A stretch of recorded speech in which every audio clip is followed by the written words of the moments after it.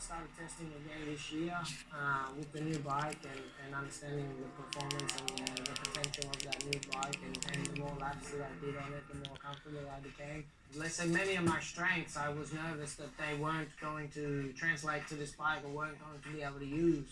But I found that my strengths I was able to use, for example, backing the bike in into stopping corners and or your stop-start corners and being able to really try to brake late and use the slide to kind of bring the center of gravity down. I'm still able to do that, but then on the plus side of that, the bike still had this characteristic where you are really stable and able to carry high corner speed in the corners that needed.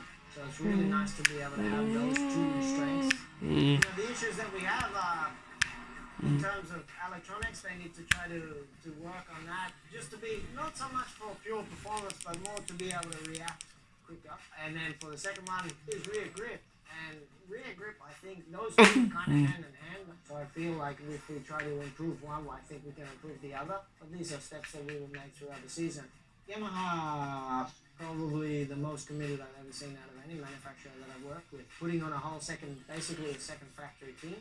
But it doesn't stop there. You know, that whole testing structure, moving that all to Europe and really trying to focus on more of a European base in that area with keeping, let's say, the Japanese focus on, let's say, quality and the way that they work. They're finding this balance very well between the two and, you know, they're taking all the right steps to do that.